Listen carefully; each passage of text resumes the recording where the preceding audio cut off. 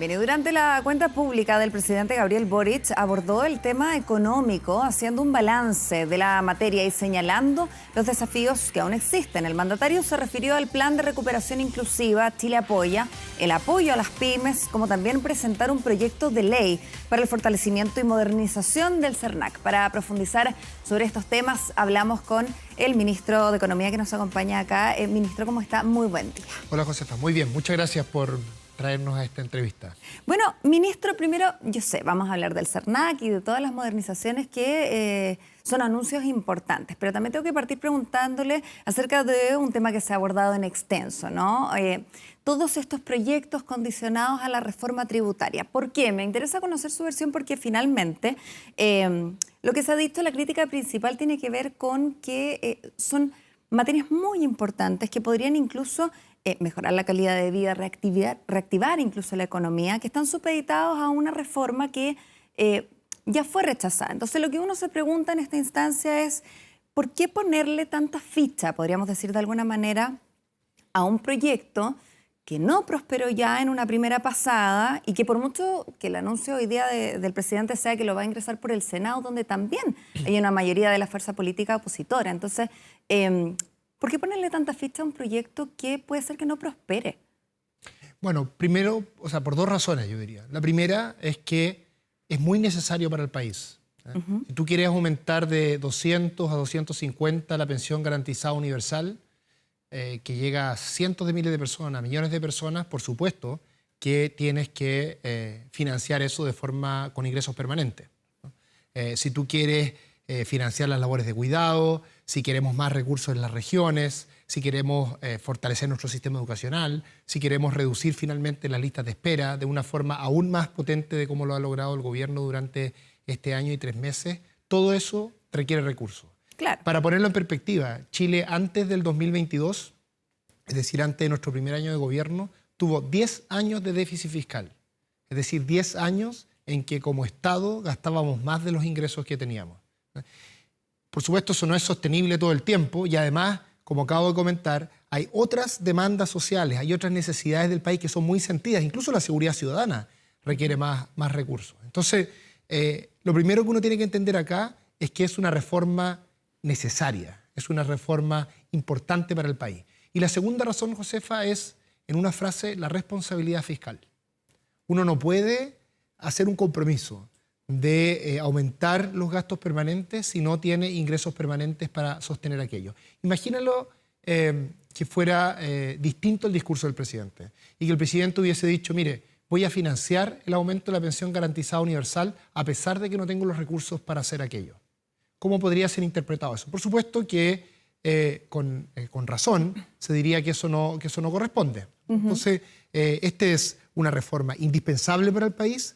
El rechazo a esa reforma fue un acto de irresponsabilidad y fue una muy mala noticia para el país. Y nosotros como gobierno, y lo que ha dicho el presidente de forma muy clara, es que vamos a hacer todos nuestros esfuerzos para lograr los acuerdos necesarios para poder avanzar en esta reforma. Ya, y lo hemos logrado en otra reforma. Sí. Lo logramos en 40 horas, lo logramos en salario mínimo, lo logramos en el royalty. Es decir, hemos demostrado como gobierno que a pesar de tener un parlamento de minoría, en el que somos minoría, somos un gobierno capaz de lograr acuerdos amplios para hacer las transformaciones que se requieren. Claro, pero a partir de lo que usted menciona, que en el fondo se necesita plata porque hay muchas cosas que pagar. Si en definitiva es eso. Sí. Pero uno se pregunta, estas cosas que pagar son parte del programa. Queda la sensación, entonces, si no hay reforma tributaria, no hay programa, porque queda esa sensación. Bueno, la reforma tributaria también es parte del programa, ¿cierto? Nuestro programa es un programa consistente. Sí, pero estos son aspectos específicos que serían financiados por la reforma tributaria. Entonces, no podemos ceñirnos simplemente a la reforma. Pero ¿cómo podría ser de otra manera? En que si uno, por supuesto, propone al país cierta expansión de derechos sociales, en particular pensemos la pensión garantizada universal. Hoy día tenemos, quienes nos están viendo, tienen pensiones que muchas de ellas son pensiones miserables. Y eso hay que resolverlo. Y eso requiere una reforma tributaria profunda que permita tener una cotización mayor y que parte de esa cotización vaya a las personas que actualmente están jubiladas. Y también requiere un mayor esfuerzo fiscal. Pasar de 200 a 250 mil pesos en la pensión garantizada universal es un punto del PIB. Entonces nuestro programa es un programa coherente. Nosotros le dijimos a las chilenas y a los chilenos, queremos aumentar esas pensiones y para hacerlo de forma responsable se requiere una reforma tributaria. O sea, sin reforma tributaria no se puede concretar el programa del presidente No se Gabriel. puede, eso es una expresión demasiado amplia. El programa tiene múltiples dimensiones. Por ejemplo, usted muy bien decía al principio de la entrevista, me hablaba de la transformación que vamos a hacer en el CERNAC. Me hablaba, por ejemplo, estaba en el discurso, la transformación que vamos a hacer de los permisos sectoriales. La ley de pesca. O sea, le estoy comentando a partes fundamentales de la agenda que lleva el Ministerio de Economía que no dependen de tener mayor recursos fiscales. Pero hay otros que sí dependen de eso. Y es importante que la ciudadanía entienda muy bien que si no somos capaces de ponernos de acuerdo para una reforma tributaria, y nosotros como gobierno estamos disponibles a eso, si no somos capaces de hacer ese acuerdo, no vamos a poder abordar algunos desafíos que son importantes, y otros sí, que son parte también de nuestro programa. No hay que poner las cosas blanco y negro. El programa tiene algunas cosas que requieren financiamiento permanente y en cambio hay otros elementos que lo más sustantivo no está en la exigencia de mayores recursos. Ok, pero entonces en esos elementos más sustantivos dependen de la reforma tributaria como única vía. Y en ese sentido le consulto entonces, ¿cómo llegar a consenso? Es verdad que en una serie de avances que han existido han ocurrido principalmente por el ceder, ¿no? Que también ha planteado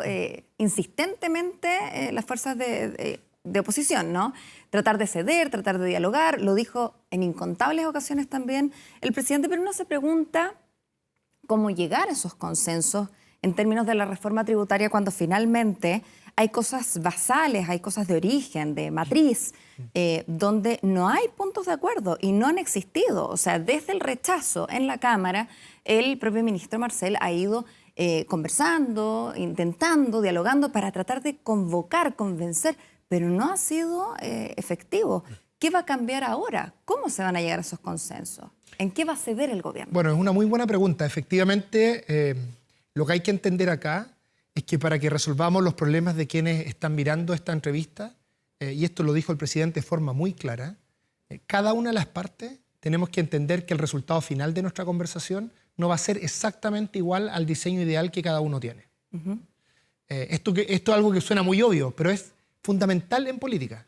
En política hay que ponerse de acuerdo, hay que lograr encontrar puntos comunes para que la sociedad pueda ir progresando, ¿cierto? ¿En qué está dispuesto a ceder el gobierno? Y eso es algo que nosotros lo hemos hecho una y otra vez.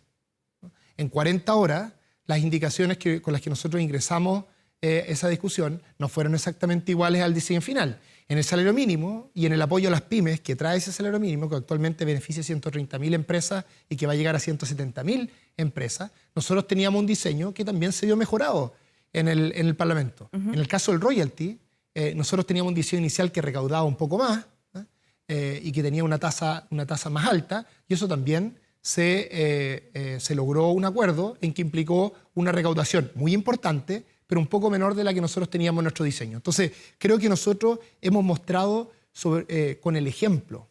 Esto no es algo retórico. El presidente Boric en su discurso presentó medidas muy concretas en las que hemos logrado avances. Y hemos logrado esos avances con el mismo Parlamento, con las mismas fuerzas políticas con las cuales nos tenemos que poner de acuerdo para efectos de la reforma tributaria. Yo no puedo anticipar acá, sería una mala estrategia de negociación, si se quiere. No puedo anticipar acá cuáles son los puntos en los que nosotros estamos disponibles para ceder, pero el presidente lo ha dicho de forma muy clara y el ministro Marcel, que es quien dirige esta conversación, ya lo hizo en la conversación anterior. Fíjese usted que cuando nosotros ingresamos a la reforma tributaria, estuvimos 8 meses conversando en el Parlamento. Hubo decenas de indicaciones y se bajó en parte la proyección de recaudación fiscal y hubo una serie de cambios. Entonces el gobierno ya ha demostrado, y quienes nos están viendo saben perfectamente bien, que este es un gobierno que jamás va a tener una postura inflexible si la consecuencia de ser inflexible termina siendo que no podemos resolver los problemas de quienes nos están mirando. Nosotros ya lo hemos demostrado y estamos disponibles a seguir haciéndolo. Sí, pero hay, como le mencionaba, aspectos fundamentales que tienen que ver, ¿no?, con esta matriz que yo le decía, que hay cosas que son más bien, o parecieran ser más bien inamovibles. Por ejemplo, el tema de los impuestos a los superricos. Ahí hay una tensión importante y que parece que eso no se va a ceder. Y desde la oposición han planteado ese es un punto fundamental. ¿Usted cree que podría haber una flexibilidad de parte del gobierno en torno, por ejemplo, a ese aspecto? Yo creo que lo importante acá, Josefa, es distinguir instrumentos de objetivos. Nosotros queremos avanzar en los objetivos y estamos disponibles a revisar los instrumentos. ¿Cuáles son los objetivos de la reforma tributaria? Los objetivos de la reforma tributaria, primero, es que se recaude más, justamente por lo que conversábamos al comienzo de esta entrevista. Y el segundo objetivo, que es importante, es que la parte principal de esa recaudación venga de las personas de más alto ingreso. Para esto segundo hay muchas formas, y la reforma tributaria tiene muchas formas. Piense usted que en Chile hay mucha ilusión y mucha evasión, que significa que uno no está pagando los impuestos que debiera pagar. Y esa evasión y esa ilusión viene principalmente de las personas de más alto ingreso. Por lo tanto, si uno logra avanzar en reducir la ilusión y la evasión, que no es otra cosa que cada persona cumpla su deber con el país. El presidente lo dijo en la parte final de su discurso, ¿no es cierto? Amar a la patria es también cumplir nuestras obligaciones. Y una de las obligaciones principales en un Estado, para que funcione bien, para que construyamos hospitales, para que construyamos colegios, para que podamos tener una sociedad con cohesión social, es pagar los impuestos que corresponden. Si uno avanza en esa dirección, que es un instrumento muy importante de reducir ilusión y reducir evasión, por supuesto que eso permitiría avanzar en un sentido acorde a nuestro objetivo, es decir, aumentar la recaudación y que principalmente esto venga de las personas de más alto ingreso. Ya, y para ir cerrando el tema de la reforma tributaria, dos preguntas en una más o menos, porque Vamos. también a propósito de las críticas, ¿no? Se plantea, en definitiva, que, se menciona la reforma tributaria como que condiciona una serie de proyectos, ¿no? Hay quienes plantean que, aunque fuese así, la reforma tributaria no daría para todo eso, por una parte. Y en segunda instancia, ¿cómo responde también o cómo ve usted la crítica en torno a que, efectivamente, si es que la reforma tributaria no sale por votos de la oposición, sería responsabilidad de la oposición el hecho de no poder contar como sociedad con más derechos sociales, etcétera, que es finalmente lo que está apuntado y lo que busca el gobierno, una mejora en la calidad de vida de las personas finalmente? A ver, nosotros no queremos acá generar una conversación confrontacional, porque queremos llegar a un acuerdo en esto. Y la clave en esto es señalar que la responsabilidad de que esto resulte es una responsabilidad compartida. Es una responsabilidad del gobierno y, por supuesto, también es una responsabilidad de la oposición. Y nosotros, y el presidente lo ha dicho así, el presidente es nuestro líder como gobierno, ¿no es cierto? Y él le dice, cuando habla en el discurso, y le dice a todo el país que nosotros estamos disponibles a conversar y que estamos disponibles a que en esa conversación parte de los instrumentos que nosotros estamos promoviendo no resulten, finalmente, no aparezcan en el diseño final, en la medida que logremos los objetivos, le está dando una señal a la oposición y también nos está dando una señal a todos nosotros que trabajamos en el gobierno de que tenemos que realmente hacer todos los esfuerzos para que lleguemos a los acuerdos. Entonces, cuando el presidente dice eso, por supuesto que está señalando que la responsabilidad es compartida.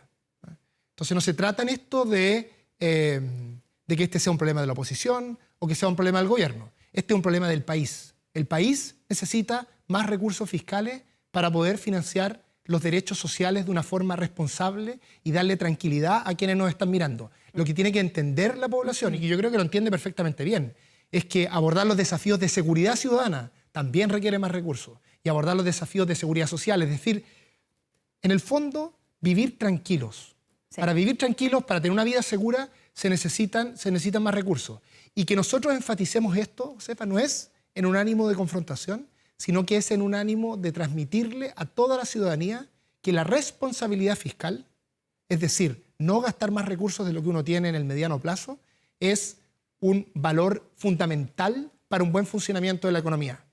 Por eso te comentaba al principio, imagínate que nosotros lo pusiéramos al revés. Dijéramos, vamos a financiar estos ámbitos del programa sin importar cuál es el resultado de la reforma tributaria. No, sí se entiende. No podemos hacer eso. Entonces creo que es súper importante que uno de los consensos sobre los cuales se genere esta conversación es la responsabilidad fiscal. Bueno, va a haber entonces que... Vamos a esperar cuál es este proyecto que se ingrese. Tocar, como dijo el presidente, tocar todas las puertas que sean necesarias hasta lograr el acuerdo. Sí, le preguntaban la otra vez a usted si ya había preparado los nudillos para empezar a golpear puertas. Ministro, avancemos. También usted hablaba de mejorar la calidad de vida de los chilenos, de las familias. El presidente también dijo en su discurso que el costo de la vida, también paliar esos efectos, era prioridad, junto con la delincuencia, enfrentar el alto costo de la vida. Se hace cargo el presidente de también temas que tal vez no fueron, si bien eran importantes y mencionados en su discurso anterior, no eran prioritarios, porque lo que ha pasado en este año, 3 meses, es que se ha empeorado la situación económica de las familias en Chile. Y si bien ha habido avances, ministro, y que lo hemos conversado, el salario mínimo, 40 horas, contener el alto precio de los combustibles, una serie de cosas que se ha aportado, bono, marzo, invierno, etcétera. Sí. Lo cierto es que la gente todavía entiende que no le está alcanzando. No tiene mayor poder adquisitivo, no tiene, como decía, ya lo vamos a mencionar, el tema del IMASEC, no hay una disposición tampoco a consumir, porque finalmente, como se explica esto, es que la gente está resintiendo 2 cosas. Una, que la plata no le está alcanzando porque además hay una carga financiera feroz. Entonces, ¿qué se le dice a la ciudadanía en términos muy simples hoy día? ¿Cuándo va a poder sacar la cabeza del agua? Probablemente. Eso es lo que quiere escuchar la gente. ¿Cuándo me va a alcanzar el sueldo? ¿Cuándo voy a tener índices mejores y este alto costo de la vida se va a normalizar? Bueno, lo primero, en términos más políticos, el presidente dijo una frase muy potente en su discurso, y es que las prioridades de la ciudadanía, las prioridades del pueblo son las prioridades de este gobierno. Y los gobiernos, en un sistema democrático, tienen que ir adaptando las urgencias que van enfrentando en la medida que esto se va expresando en el sentir ciudadano. Y eso está bien, claro, porque es un gobierno que reacciona, que se adapta a las realidades y que responde a las necesidades de quienes nos están escuchando. En lo que se refiere a su pregunta más específica, el presidente también fue muy claro en señalar que sabemos que sigue habiendo muchas dificultades en la familia, pero es importante reconocer lo que hemos logrado, no como gobierno, sino como país.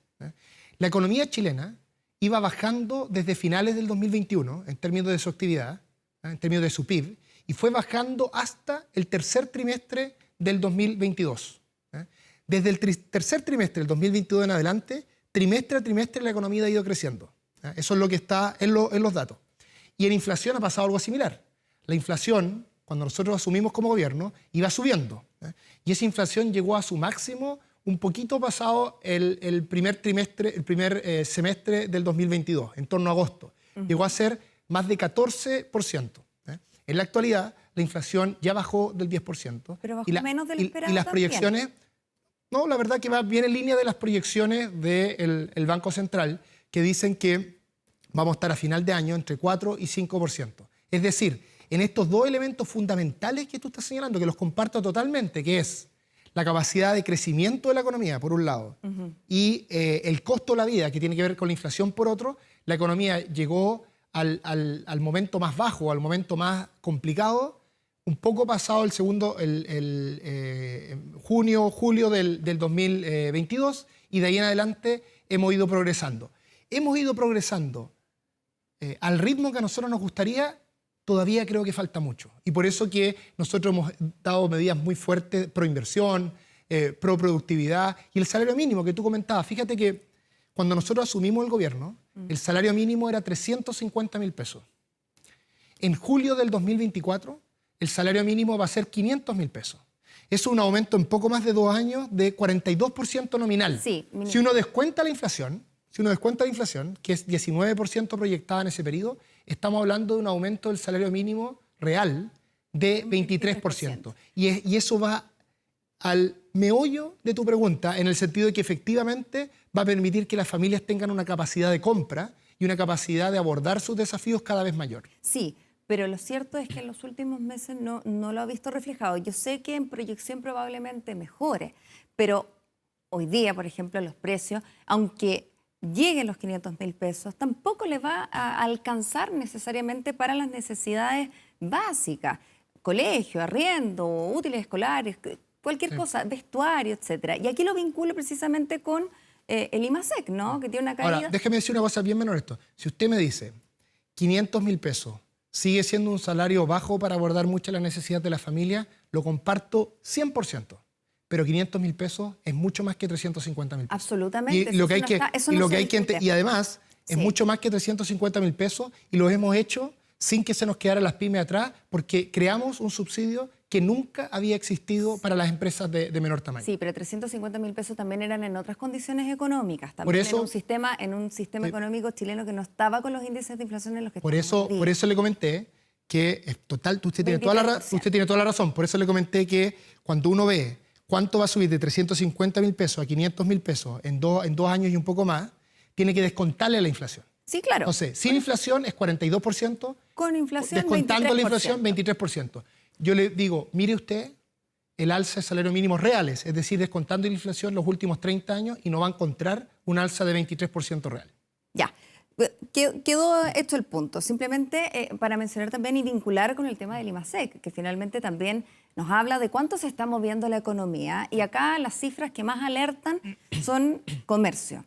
Se está moviendo poco, está afectando principalmente a los minoritarios. Y ahí en el fondo también vinculo con lo mismo, con que la gente no está yendo a gastar al minoritario, no está gastando en ese tipo de cosas. Entonces, en definitiva también, así como yo le consultaba qué se le puede decir al que hoy día no tiene mayor poder adquisitivo, tampoco tiene la disposición de consumir, qué se le dice a ellos, qué se le dice al que no puede vender, no le están comprando, y esto tiene un efecto dominó bien severo, que en definitiva es, si hay menos venta, necesito menos gente, contrato menos, despido más, menos economía, la economía se resiente. Entonces, en el fondo, ¿qué se le va a decir también a ellos? A ver, ¿Hacia dónde vamos? ¿Hay luces de que esto mejore, ministro? Muy buena pregunta. Parto primero por una aseveración más bien macroeconómica de la situación.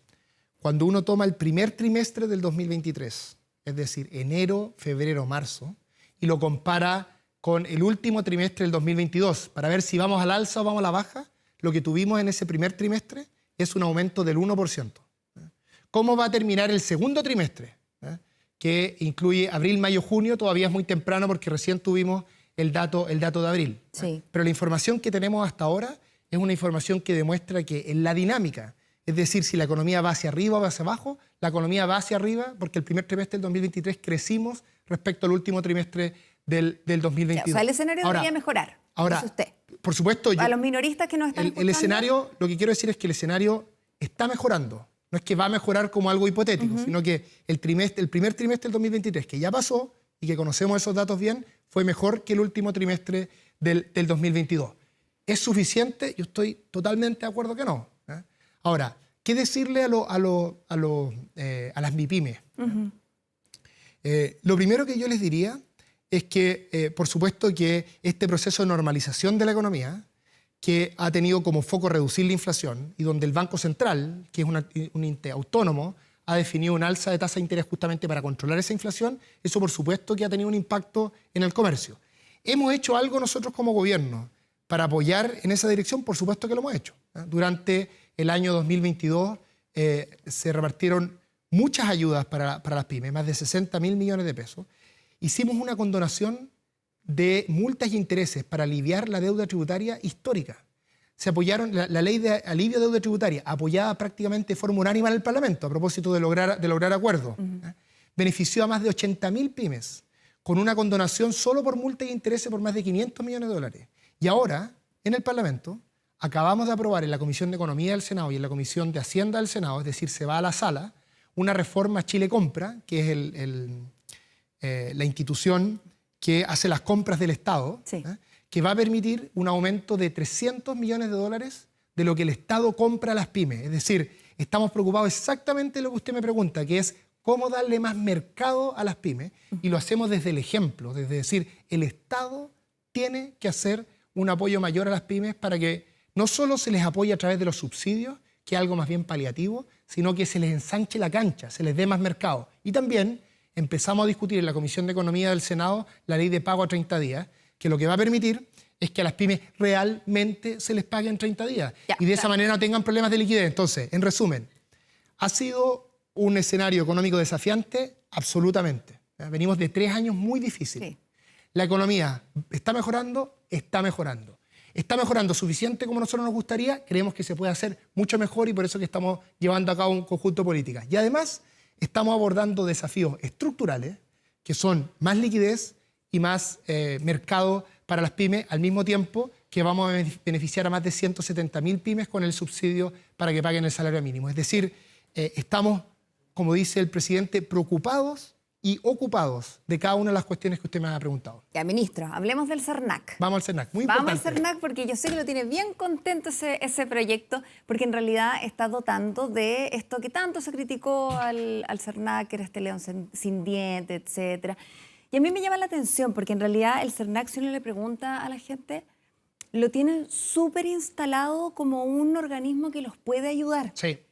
Pero es súper decepcionante cuando hacen el reclamo, esto avanza y finalmente le dice, mire, ¿sabe qué? Yo fui a hablar con la empresa puede o no acogerlo, mi sugerencia. No lo hizo, ¿sabe cuál es su vía? Judicializarlo. Decepcionante. Sí. Entonces, finalmente, esta modernización que se busca hacer, ¿hacia dónde va a apuntar? ¿Cuáles van a ser estas nuevas competencias finalmente? ¿Le va a dar más poder en ese sentido al CERNAC? Bueno, usted resume muy bien el problema central que tenemos acá y por tanto el proyecto aborda exactamente ese problema.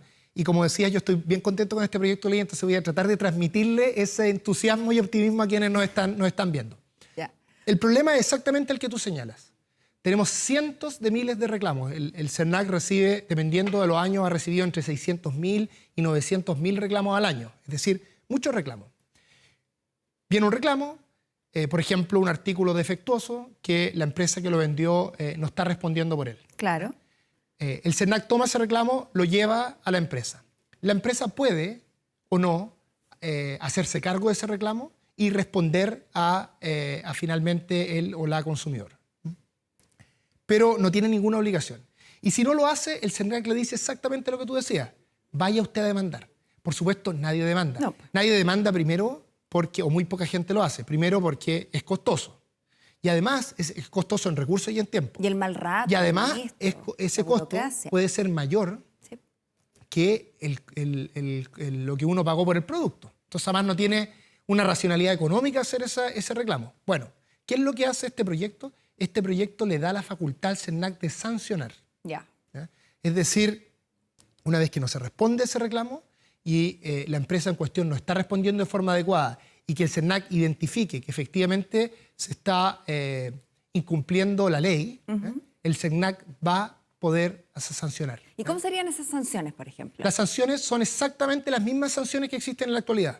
El proyecto no varía respecto a las sanciones. Lo que varía, que es lo más importante, es que varía el mecanismo mediante el cual esas sanciones operan. Si el mecanismo mediante el cual esas sanciones operan es que uno tenga que ir a demandar, por supuesto, esas sanciones no ocurren. Si en cambio el mecanismo mediante el cual esas sanciones operan es que el CERNAC hace las sanciones, ¿eh? Y por lo tanto la persona no tiene que contratar ninguna abogada, ningún abogado, no tiene que hacer ningún procedimiento judicial, sino que es el CERNAC el que lo hace por ti, es el CERNAC el que te defiende. Por supuesto que eso va a generar mejoras muy importantes y además va a incentivar, y esto es lo que nosotros queremos, ojalá, lograr con nuestro proyecto, va a incentivar a que se lleguen a acuerdos entre quien vendió y quien compró, de forma de que se pueda devolver la plata y se puedan hacer esas sanciones. Y eso, según entiendo, ¿eso no convierte un poco al CERNAC en juez y parte un poquito o no? No necesariamente. Ese fue uno de los elementos que se conversó y que fue materia de debate cuando se trató de avanzar esto hace algunos años. Lo importante acá es distinguir muy bien, en qué momentos el CERNAC va a ser juez, es decir, va a sancionar, y en qué momentos va a ser parte. Déjame decir esto de forma bien general. ¿En qué momentos va a ser juez, es decir, va a sancionar? Van a ser todos estos reclamos que son más bien reclamos simples, reclamos individuales, y que son la gran mayoría, cientos de miles de casos. ¿En qué momento va a ser parte? Por ejemplo, en las demandas colectivas. Cuando el CERNAC identifica, imagínate esto, un concierto. Uno va a un concierto y se produce una vulneración a los derechos del consumidor masiva. ¿Ya? No se realizó el recital por responsabilidad de la productora. Claro. No se cuidaron las materias de seguridad que hizo pasar un riesgo muy grande a las personas que ya estaban.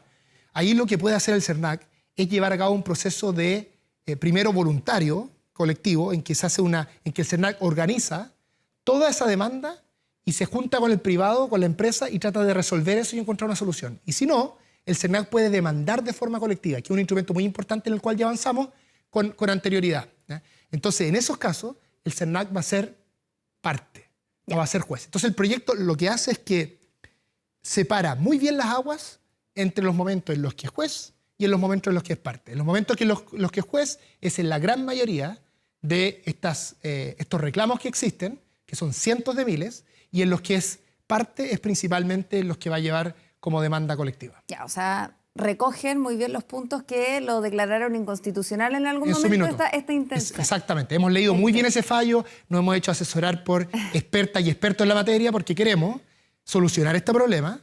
Estamos seguros que vamos a llegar a un acuerdo en el Parlamento en torno a este proyecto de ley que esperamos ingresar prontamente en algunas semanas, o sea, ya sea a finales de junio o comienzos de julio. Es un proyecto que está en lo sustantivo listo para ser ingresado y por supuesto que hemos hecho la pega y hemos estudiado bien la dimensión legislativa y la dimensión constitucional del proyecto. Bien, pues vamos a estar atentos entonces al ingreso de ese proyecto. Nicolás Grau, ministro de Economía, muchas gracias por estar con nosotros. Muchas gracias a ustedes por esta entrevista. Que esté muy bien.